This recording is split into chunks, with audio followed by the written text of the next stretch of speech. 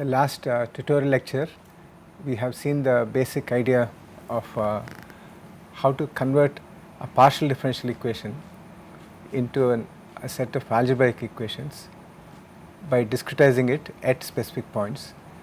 For the case of triangular duct, we saw that for two cells, cells 1 and cells 2. Now in today's lecture, we will do it systematically for the entire set of 9 cells, and then look at what kind of discretized equation we get and how we can solve this. So we are looking at the triangular flow through a duct of triangular cross section. The flow is fully developed, which enables us to look at just the triangular cross section, and we have divided this into 9 cells, equilateral cells, each of side 0.1 meters, and as part of the discretization, we took a specific cell which has a structure like this.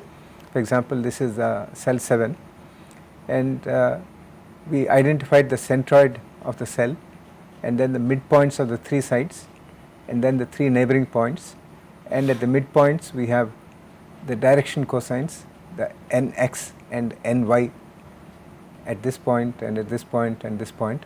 For example, on this face the outward normal vector is like this, so nx is positive and ny is negative. Based on the geometry that this is 60 degrees, we can say that nx is cosine 30 and ny is minus sine 30, and although we put it as 30 here, the angle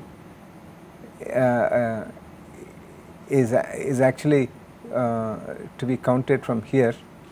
Okay, so it has to be like this. So in that sense, we can see that this is cosine 30, and here we have nx as negative and ny as negative, and here we have ny as positive and nx as 0.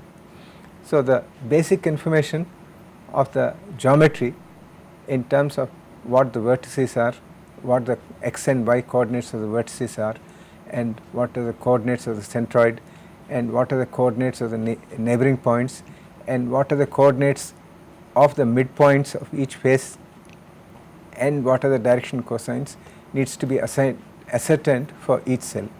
So once you have this, then you need to go into the estimation of gradients. So for the estimation of gradients, we are following, for the sake of convenience, especially in terms of writing a program, we are following this particular convention, that any cell we go in the counterclockwise direction. It is a triangular thing, so we can keep on going round. We need to have a starting point.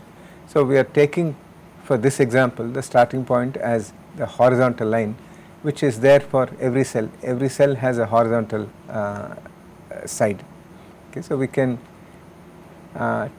start with this, go in the counterclockwise direction like this, and from here like this, and then from here like this. Okay. So at this point for cell 7, for example, the midpoint, I am calling the midpoint of the horizontal cell as P, the midpoint of the second cell as Q, second side as Q, and the midpoint of the third side of as R. So we are going like this, like this, like this. So this is small p, this is small q, and small r. It is at this small p, small q, small r we need to evaluate the direction cosines, and we also need to evaluate the gradients. So when we look at the gradient, we need to have for example dou w by dou x at point p. So dou w by dou y at point p, we do not need the dou w by dou y dou x at point p because nx is 0. So you have only ny is non-zero and it is equal to -1. So we need to evaluate dou w by dou y at point p, and this can be evaluated in terms of the immediate neighboring points at which we know the velocity. So here we have W7 is one of the points where we are determining the velocity, and W9 is also there. So we can write this as W7 minus W9 divided by YC7 minus YC9, where YC is the y coordinate of the centroid of cell 7 and YC9 is the centroid y component of the centroid of the cell 9 like this. Now when you come to the second phase and the midpoint small q here given in red here, here you have both nx and ny. So we need to evaluate both the dou w by dou x and dou w by dou y. So here again we can write this as, because there is a neighboring point 6 here, we can write this dou w by dou x at q as w7 minus w6 divided by xe7 minus xe6, and dou w by dou y as again w7 minus w6 divided by yc7 minus yc6. Now if you look at the way that we are doing here, in order to evaluate the gradient dou w by dou y, we are substituting, we are writing this as delta w by delta y, okay. And how are we defining delta? It is the difference between 2 points, in which way we can write this as w7 minus w9 divided by yc7 minus yc9, or we can write it as w9 minus w7 divided by yc9 minus yc7. The numerical value does not change, but when we add up all the contribution of the fluxes which are coming from all the sides here, it is better to have a consistent way of evaluating this gradient, and which is why I have put here, always you start with the cell node value as the point where you want, you subtract from this the neighboring value. So you have here w7 minus w9, and here you have w7 minus w6, and you change these things in such a way that you maintain the same order. Similarly for the third side at midpoint r here, which is denoted in red color, again we need to have dou w by dou x at r. Here we are writing as w7 minus w8 divided by xe7 minus xe8. So if we do this, then if we say what is the contribution to the coefficient of w7 in the discretized equation, we can just sum up all these things, and the contribution for 6, 8 and 9 will be negative, and they will be coming because of this. If you put it, if you evaluate for this point as 7 minus 9, and for this point you put 6 minus 7, then you have to add this here and then subtract this here. So to avoid that kind of confusion, we are estimating the gradient as the value of the node minus the value of the neighboring node, value of the node minus value of the neighboring node, whether it is to the left side or the right side, it does not matter, it is always w7 minus w8 divided by xe7 minus xe8 and so on. If for example we have a wall, suppose AB is a wall, at that point we do not have a neighboring point like 8, but we have the boundary condition that at the midpoint R w equal to 0, okay. So in such a case, in order to get the gradient dou w by dou x at R, we write this as w7 minus the wall velocity which is 0 divided by xe7 minus xmr, where xm is the x coordinate of the midpoint on the rth side, okay. So I could have put it as xr, it is same thing here. Similarly dou w by dou y at this point here at R, where this is a wall, can be estimated as w7 minus 0 divided by yc7 minus ymr. So in this way we can have a consistent way of estimating the gradients, and we also know from the geometry what are the direction cosines on each face, and then we can put the go into making the entire program for all the cells. So here we have to be systematic, and I am illustrating the process in Excel so that we have a clear understanding of what information is being obtained from where, and once you have a clear understanding, then you can go into writing a computer program. So it's Excel, we have to do calculations for 9 sets of points.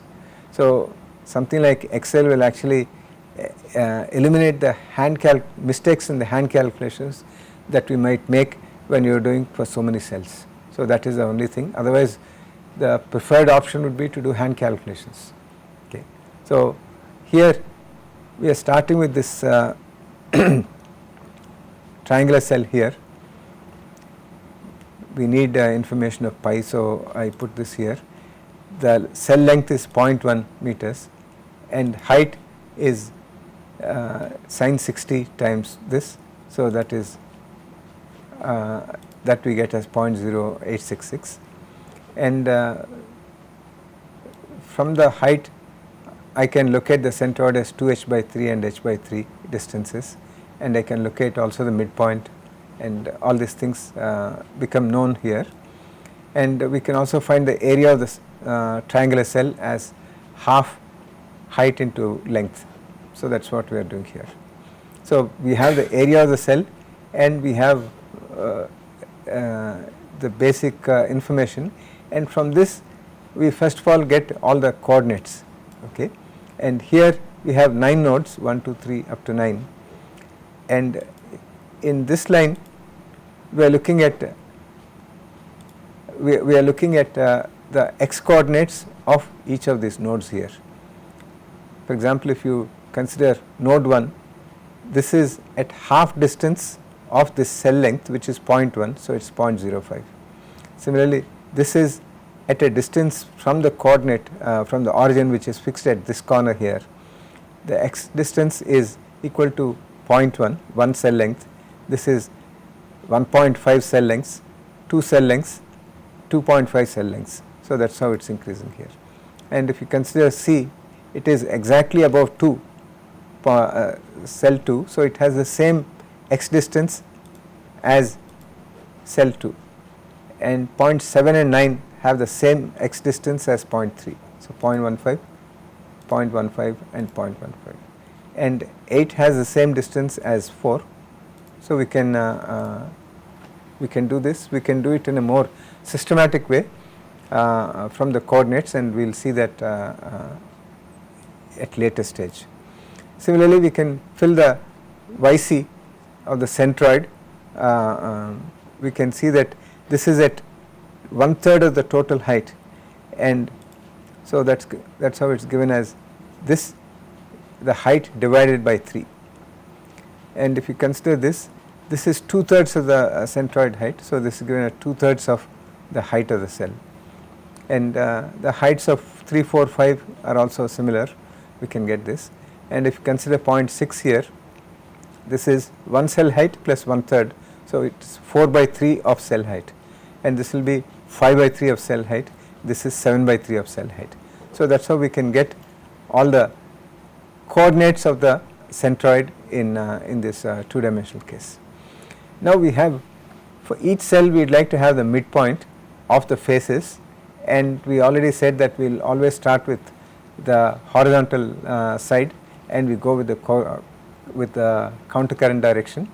So the horizontal midpoint is defined as point P.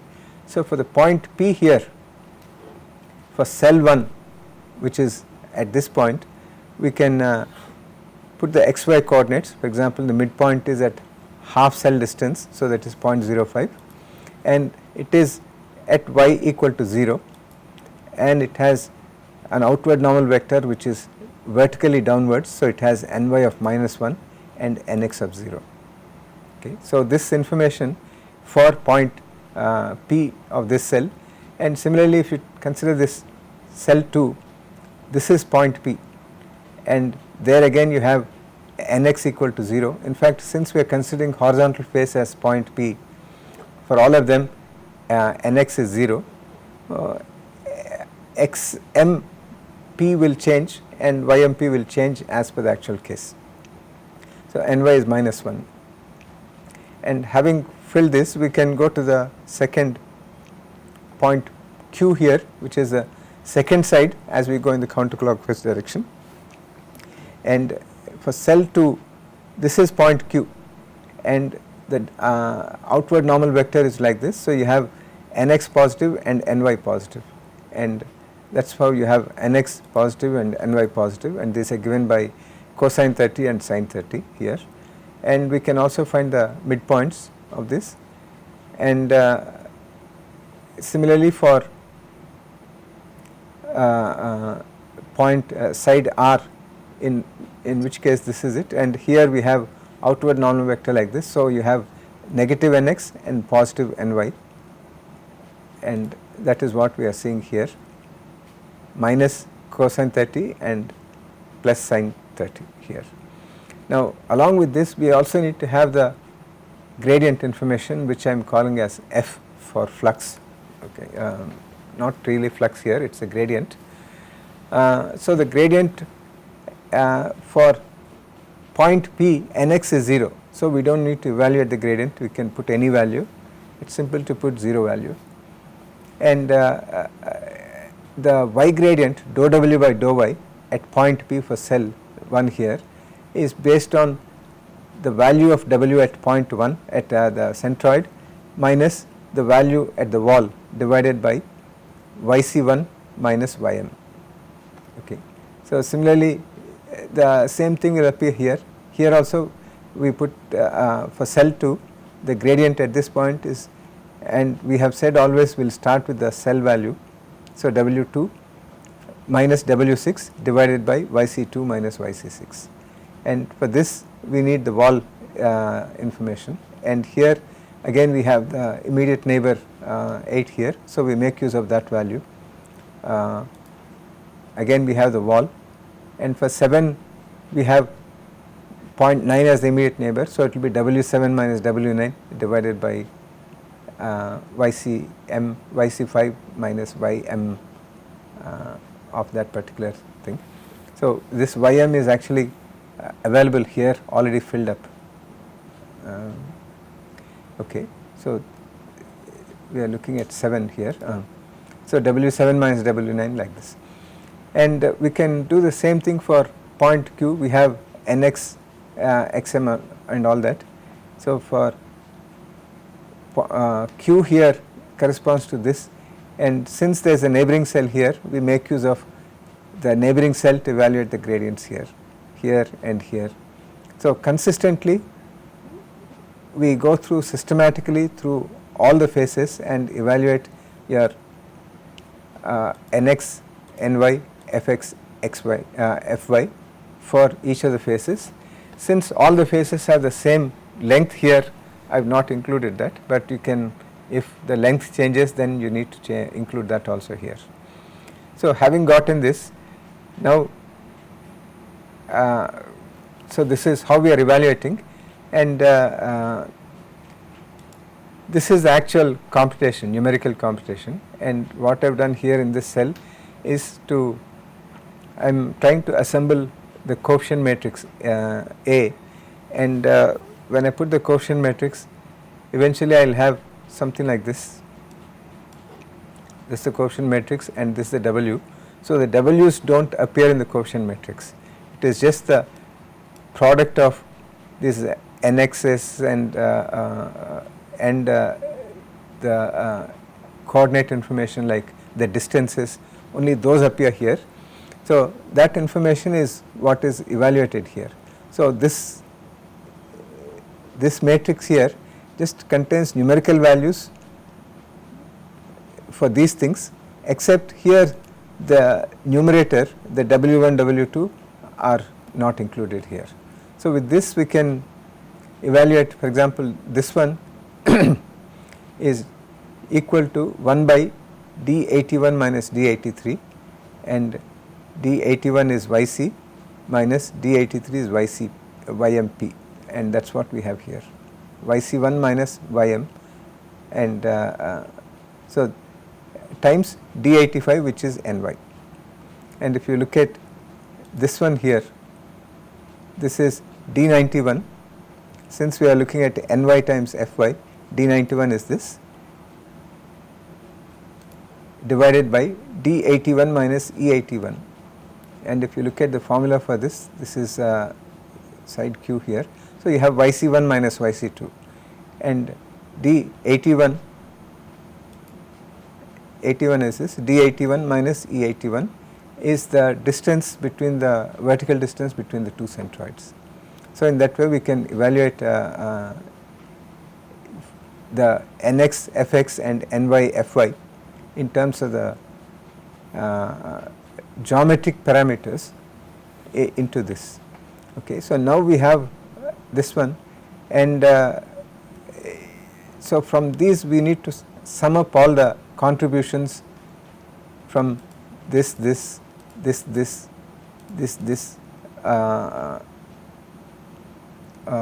times the corresponding nx's. So those need to be summed, and for example when you look at the contribution to W1 from node 1, we see that there is a contribution coming from point P which is equal to ny times minus 1 divided by yc1 minus ym here, and then there is a contribution coming from this and this. So that is, there is a contribution coming from there is a contribution coming from this, and there is a contribution coming from this, and there is a contribution coming from this, and again from this. So the locations, the sides in which W1 figures is the one that needs to be added up here in order to get this whole thing. So when you look at this value here, this is sum of D86, 87, 92, 93, 98, 99. 98, 99 are these two, and 92, 93 are these two, and 86, 87 are these two.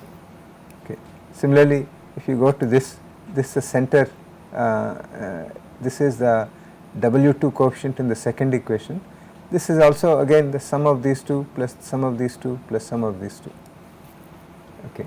So that is how we can evaluate, and here again it is a sum of the, this is the fifth cell, so the corresponding sum of these two, so that is 86, 87, and then 92, 93, these two here, and then 97, 98, 99. So in that way we can evaluate the diagonal coefficients. And the other terms here, this is essentially the first equation, the coefficients in the first equation, and cell 1 interacts with cell 2, okay, and we can see that in the formula here. So in the cell 1 equation we have contribution from W2, and that contribution can be estimated, it is contributing in point Q here, so it is a sum of these two, and that is what we have here. So it is minus D92 minus D93 because it is coming out as negative value here. Okay. So in that way we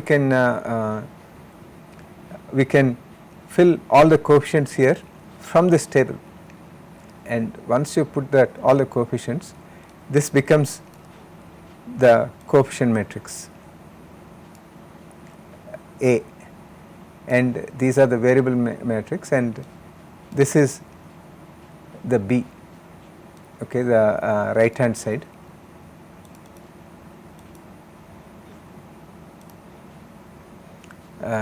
Here, and if you write in plain equations, then the corresponding equations will be like this. We have 9 equations for the 9 cells. Okay. So these are the 9 equations which can also be put in a matrix form like this. Now, so we have, using this very detailed procedure, systematic procedure, and only after this systematic procedure we have been able to convert the partial differential equation into a set of algebraic equations that we see. And so in that sense finite volume method is much more tedious and more difficult to program than finite difference method in terms of finding the coefficients of A, and that is the simplicity of finite differences. But finite volume method can be used for any cell not necessarily composed of topologically quadrilateral kind of thing with grid points at intersection of coordinates. So this can be used for any number of sides. It can be used for a 6-sided hexagon, or any polygon can also be used.